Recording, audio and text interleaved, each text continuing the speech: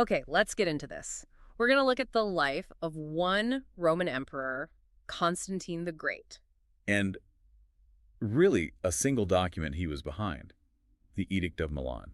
Yeah, this one document basically changes everything. It's the moment the ancient world starts turning into the medieval world. It's all about the relationship between, the government and religion. But for centuries, the Roman emperor was the head of the state religion, the Pontifex Maximus. Right.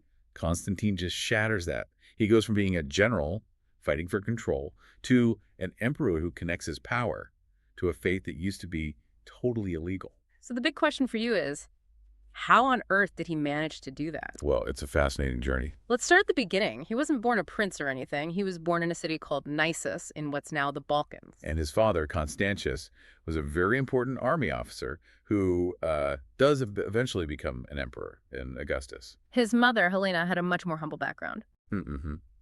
But she becomes incredibly famous later in Christian history. So Constantine gets this great Roman education, but the key thing is his military training. Where did he get that? He gets it out in the eastern part of the empire, serving under the top emperor, Diocletian. He basically learned politics and the military from the inside out. So he was clearly being prepared for something big. Absolutely. And when his father gets promoted to Augustus in the west, Constantine goes to join him in Britain. And then things get messy. His father dies pretty suddenly in the city of York. In 306 CE. Hmm. And right away, the soldiers there just declare Constantine their new leader. Which was a huge problem for the system, right? Oh, a massive problem. You see, the empire was so big that the emperor Diocletian had created a new system to run it. It was called the Tetrarchy. Meaning rule by 4. Exactly. 2 senior emperors, the Yeah. Augustes, and 2 junior ones, the Caesars. The whole point was to create a stable, predictable way to pass on power. No more sons just inheriting everything. So when the army in York just picks Constantine, they're basically ignoring the entire system. They're throwing it out the window. Mm. And it plunges the empire right back into the civil wars that Tetrarchy was supposed to stop. So Constantine has to fight just to survive. He spends years doing that, Yeah. defending the borders on the Rhine River from Germanic tribes, building up his power. But he knew the real prize, the real rival, was in the city of Rome. His rival Maxentius. And in 312, Constantine makes this incredibly bold move. He decides to stop playing defense. Yeah, he marches his army over the Alps to take on Maxentius directly. Which is just a stunning military achievement on its own. For sure. But the real test, the moment that changes history, happens just outside Rome. The Battle of the Milvian Bridge. This is where the story goes from just military history to something much bigger. It really is. Because just before this huge, decisive battle, Constantine claims he saw something. A sign in the sky. A sign in the sky. A message that he believed came from the Christian God, promising him he would win. You have to understand what a massive risk this was.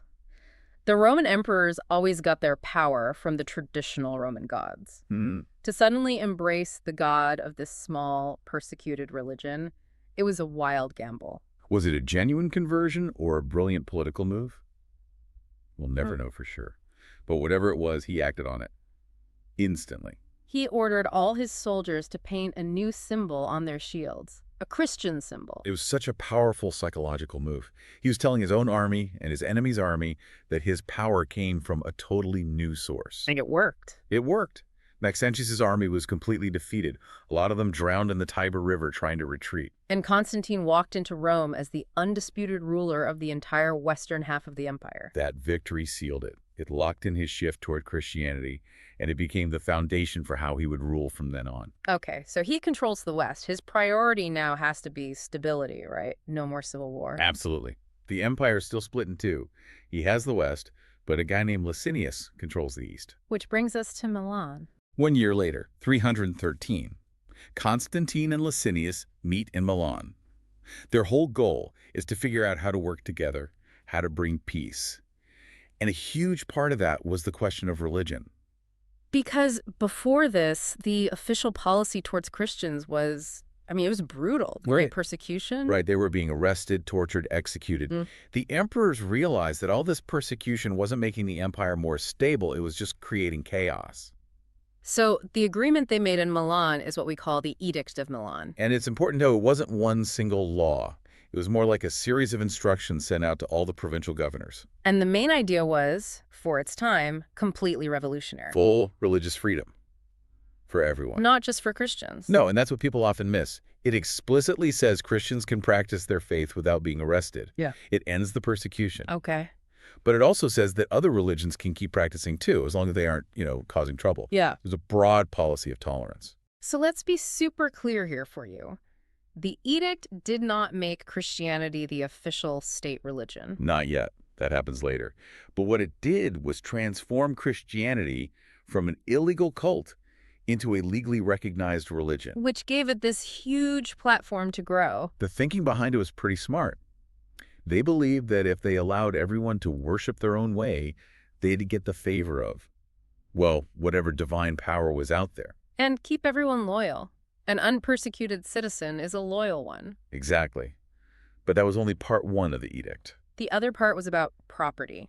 During the persecutions, the government had seized everything from the Christians, their meeting places, their land. Everything. And the edict ordered that all of it had to be returned immediately. And here's the really crucial detail. It had to be returned even if someone else had already bought it from the government. Right. So if you were a citizen who had legally bought a piece of land that used to belong to the church, You had to give it back. you had to give it back, which seems like it would make a lot of wealthy traditional Romans very angry. So how did Constantine handle that?